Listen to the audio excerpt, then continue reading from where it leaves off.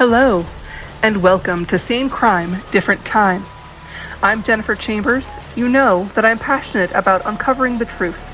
Here, we're taking that passion to the dark heart of the Pacific Northwest. As a true crime and historical writer, I've spent years immersed in the chilling archives of this region. Each week, we'll explore cases, both ancient and modern, of murder, unexplained events, strange places, and those who have simply vanished. We'll dig into the research, connecting the dots between past and present, revealing the threads of mystery that weave through our incredible, yet often unsettling, landscape. Prepare to be captivated as we discover that while times may change, the darkest aspects of human nature remain hauntingly the same. Welcome back to Same Crime, Different Time. I'm your host, Jen Chambers. Today, we're heading to the wind-whipped Oregon coast, to a lighthouse perched above crashing waves, and the story of a ghost. One some call friendly, others unsettling. It's the story of the Heceta Head Lighthouse, north of Florence, Oregon, built in 1894, whose light beam can be seen for 21 nautical miles. But it's not just the light that's drawn attention. It's the legend of a woman known only as Rue, sometimes called the Gray Lady, who is said to wander the keeper's house-turned-bed and breakfast. We'll explore the history of the lighthouse, the legends of Rue, the experiences of workers during renovation, the mysterious grave on the property, some theories about Rue's identity, and the modern B&B experience where you can book a room and maybe meet her. So let's take a deep breath of salty air, even if virtually. Hold on to your flashlight, and let's climb the circular stairs together. Part 1. The Lighthouse History. The Heceta Head Lighthouse stands high above the Pacific. It's 205 feet above sea level.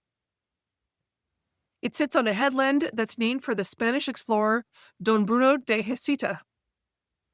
Built in 1894 and lit in the same year, and automated in 1963. Its first-order Fresnel lens, those special multifaceted lenses that lighthouses have, sent a powerful beam out along one of America's most treacherous stretches of coastline. The keeper's dwellings were built to house the head lightkeeper and the assistant lightkeepers. It was remote, it was isolated, and it was rugged. It's still a very twisty highway with lots of switchbacks. It's on the edge, literally, of a mountain. As one source notes, quote, "For decades, the lighthouse keepers lived here, remote from any reliable access to supplies or community," unquote. But, excuse me, that's from Eugene Cascades and Coast. But the view there is absolutely breathtaking. It's listed as one of the most photographed lighthouses in America. I've been there so many times. It's a great place to go. There's a wonderful beach right underneath of it. There's a beautiful sheltered cove. Even one of my good friends got married there.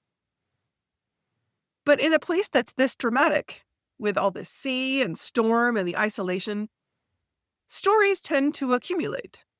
And the most persistent story is that of Rue. Part 2, the legend of Rue.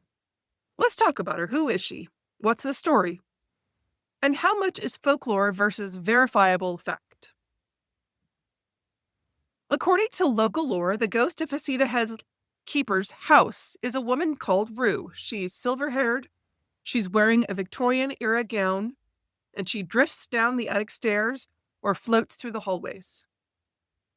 She's variously described as the lightkeeper's wife or as a mother who is grieving a lost child.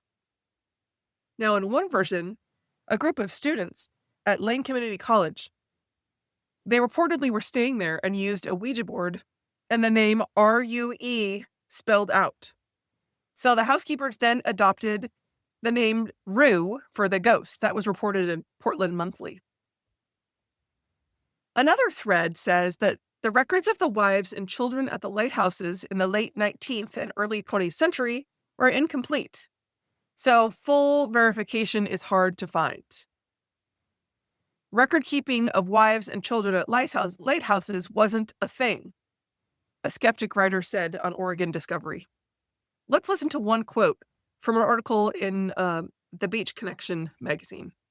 They say, quote, "It's said to be inhabited by someone nicknamed the Gray Lady, or Rue, often appearing as either an elderly woman or a grayish, smoke-like figure of a woman." Unquote. So there's another sighting.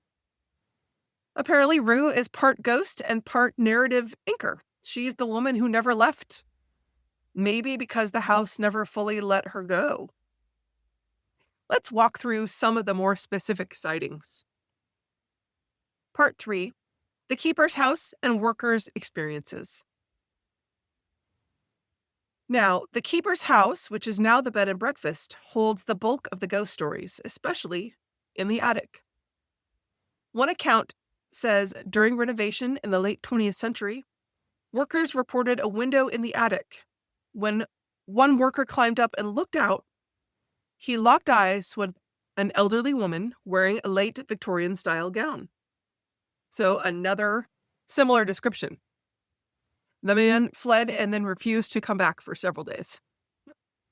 Another sighting says that after painting the house, fire alarms began going off repeatedly in the middle of the night. One of the painters took the batteries out and shut off the alarms, but they kept ringing. That would be spooky. And some attributed that to Rue. The attic window incident is interesting also. After a different worker broke a window and repaired it from the outside, scraping sounds were heard at night. And the next morning, the broken glass was found carefully swept into a neat pile. Those accounts came from Ghostlandia, accidentally Wes Anderson, which is a website, and a PBS website. So what do all of these tell us? Whether you believe in the idea of ghosts or not, this is the way that legend interacts with place.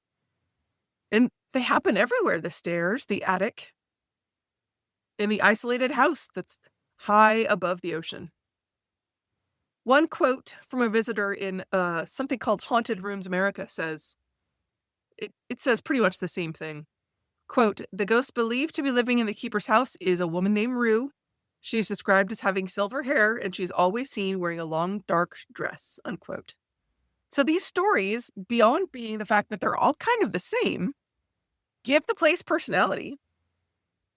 And who knows if it's legend that then, kind of inhabits your experience. And how do we reconcile that with the actual historic record? Part 4. Theories about Rue's identity and the mysterious grave. Here's where the detective work intersects with legend. One of the theories on a blog says that Rue was the wife of the former assistant keeper, but whose daughter drowned or died of illness. And because of that, her unmarked grave is somewhere on the property in the blackberry bushes. Another theory is that the ghost is the child herself, or a different grieving mother who was unnamed, searching for the child. The reality is, as far as I can tell, and I saw this on Oregon Discovery as well, there is no definitive record of a person named Rue associated with the light station. I saw a bunch of sources that were skeptical, and many of them said we just don't know who the child was they're talking about. But from PBS says the ghost story that's always associated with Heceta House was that in the 1890s, a woman who was the wife of an assistant keeper and whose young child died while at the lighthouse. But yet, the official keeper's logs don't list a wife named Rue or a daughter's grave that matches the story, which kind of suggests that the legends grew around a kernel of truth. I mean, you don't have to believe the ghost story part of it, but I mean, there's definitely a history of isolation and change and loss, if that is all true. One of the blogs says that the headstone of the grave is in the vegetation on the property that's never been found. And that would corroborate the one that is also talking about the grave being somewhere in the blackberry bushes. But what to make of this? For you listening, I want you to keep in mind that the gaps in the records are large. Coastal life at the time was very remote. There's not that many records. And like a long-standing game of telephone, there's been a lot of decades to tell the stories and embellish them or get them wrong or I don't know. Part 5, the B&B experience, staying with Rue. Today, the assistant keeper's house is operated as a gorgeous 6-room bed and breakfast. Guests can sleep in rooms with antique furnishings. There's 4-poster beds and beautiful ocean views, and maybe a ghostly roommate. Who knows? From a recent article, in the Portland Monthly, they say, quote, "She, Rue, floats down halls, raps on walls, and misplaces guests' belongings." And the Eugene Cascades and Coast magazine says, "Local lore tells of Rue, a ghost who keeps the bed and breakfast attic tidy and makes benign appearances to guest rooms to move things around or just let her presence be felt." Some entries in the guest book note that they saw chairs move, or that they heard tapping, or that they felt a presence. Let's imagine this. You book the Victoria's room, which is said to be Rue's preferred room. You walk out onto the porch, the waves crash, the attic above creaks, and you wonder, am I sharing this house with someone who never left? But here's the clever part. This B&B embraces it. Ghost tours happen in October at the site, and you can stay there, I think all year round. I'm not sure, but I'm pretty sure it's all year round. You can check at HecetaLighthouse.com. The promotional side calls the place among the most photographed lighthouses in America and ... the most haunted. I don't know. If you ever stay there, keep your wits about you. Think about where your belongings were and if they were moved. And I wouldn't leave the attic window open at night.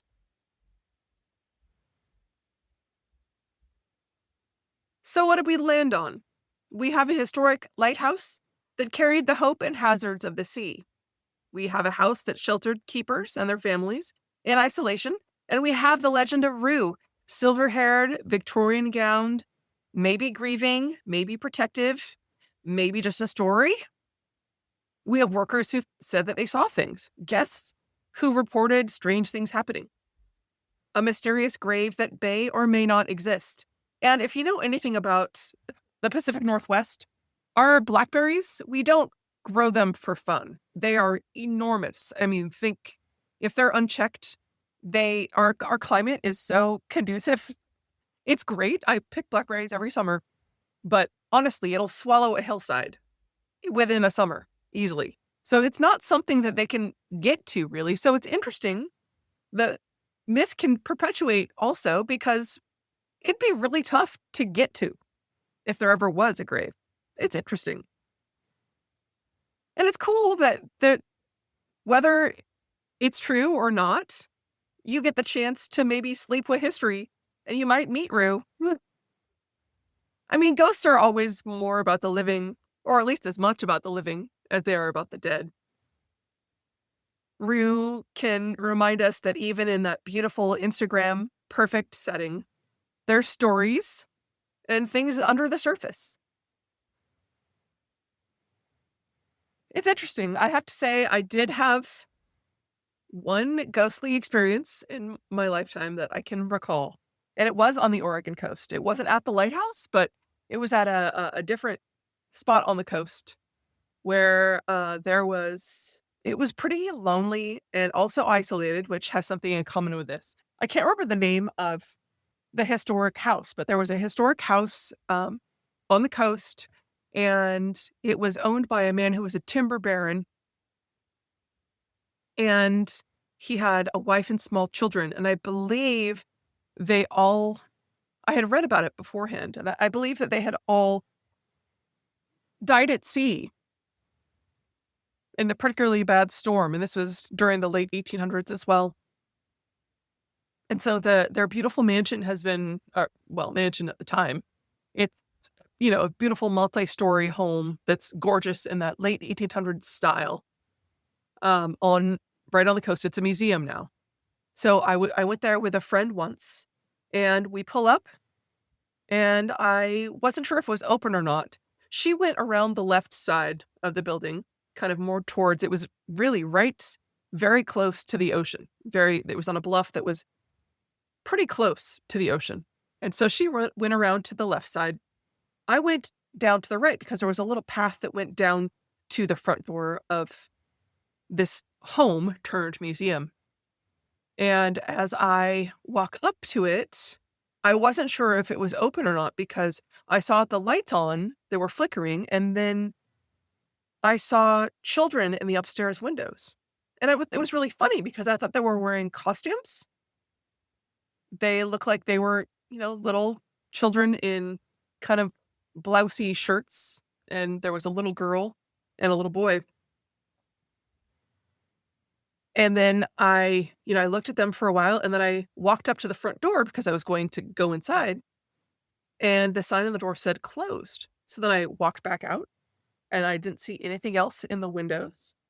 But I felt a real deep sense of sadness about the place. No idea if this is real or not, or if I was hallucinating something, I guess, don't think I was hallucinating something, but it sure seemed real at the time. And my friend also felt something. I don't know if she saw them, but that was extremely creepy. But also, I really just felt kind of this overwhelming sense of sadness about it.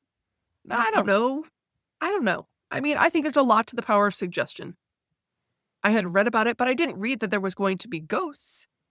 I just read about the family. I thought it was just going to be a museum. So I wasn't primed to think that there would be ghosts, but I guess I did know the historical story beforehand. So I don't know.